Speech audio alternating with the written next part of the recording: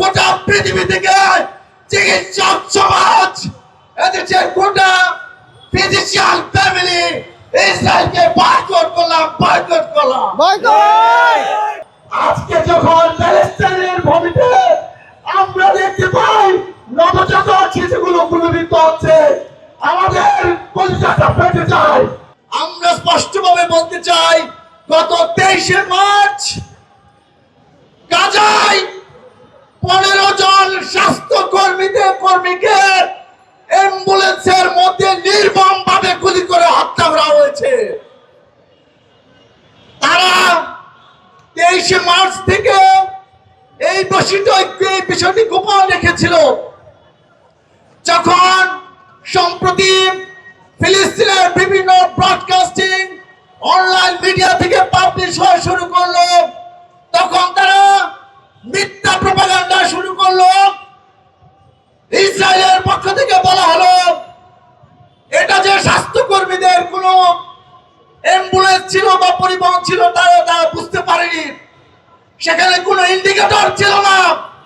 কিন্তু যখন আমরা মিডিয়াতে দেখতে পাই, সকল আন্তর্জাতিক মিডিয়ায় তখনকার সেই ভিডিও ফুটেজ গুলো প্রকাশিত হচ্ছিল, অ্যাম্বুলেন্সের চাও ছিল, আমরা দেখতে পাই সেখানে অ্যাম্বুলেন্স সুস্পষ্টভাবে বোঝা ছিল।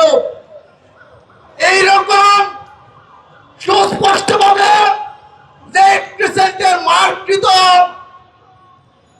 যোদ্ধাহতদের সেবায় নিয়োজিত পরিবহনের উপর হামলা করা, চিকিৎসক এবং স্বাস্থ্যকর্মীদেরকে নির্বিচারে গুলি করা, এটি ইতিহাসের সকল বর্বরতাকে ছাড়িয়ে গেছে। আমরা বলতে চাই, ইসরায়েল তোমরা এতদিনে কেন বল স্বীকার করবা? এটি কোনো বল স্বীকার করার নেই। আমরা গোটা পৃথিবী থেকে চিকিৎসক সমাজ, এদেশের গোটা ফিজিশিয়ান ফ্যামিলি ইসরায়েলকে বয়কট করলাম। Free Palestine! Free Palestine! Free Palestine! Free Palestine! From the river to the sea! Palestine will be free! From the river to the sea! Palestine will be free! আমরা এই বাংলার ভূখণ্ডে যারা আছি, আমরা সুস্পষ্টভাবে বলতে চাই, আমরা হযরত মুহাম্মদ সাল্লাল্লাহু আলাইহি সাল্লামের একটি বাণীকে হৃদয়ে ধারণ করি। তিনি বলেছেন, কুল্লু মুসলিমুন উম্মাতুন ওয়াহিদা, গোটা মুসলিম জাতি হচ্ছে এক উম্মাহ।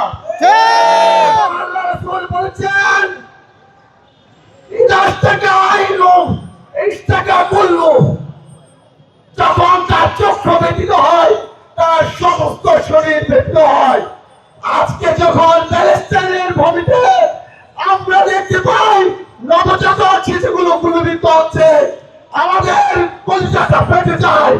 ইতিহাসের সকল বর্বরতাকে রেকর্ড ভঙ্গ করে তারা সেই ইতিহাসের একটা ঘটনা চালিয়ে যাচ্ছে। আমরা যারা বাংলাদেশের ভূখণ্ডে আছি, আমাদের দায়িত্ব রয়েছে। আল্লাহ রাব্বুল আলামিন কোরআনে বলেন, ওয়া লাকুম লা তুকাতিলুনা ফি সাবিলিল্লাহ ওয়াল মুস্তাদাফিনা মিনার রিজালি ওয়াল নিসাই ওয়াল ওয়ালদানি আল্লাযীনা ইয়াকুলুনা মাতা নাসরুল্লাহ।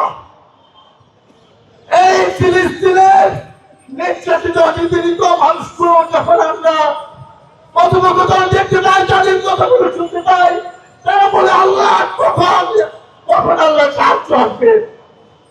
আমরা যখন দেখতে পাই জাতিসংঘ আছে নীরব, বিশ্ব মানবাধিকার সংস্থা আজকে নীরব, ইতিহাসের পাতায় যারা মানুষকে শান্তির বাণী শোনায়, যারা গণতন্ত্রের বাণী শোনায়, মানবাধিকারের বাণী শোনায়, তারা জাতিসংঘের অধিবাসীরা বলে প্যালেস্টাইনের সবাইকে হত্যা করা হোক।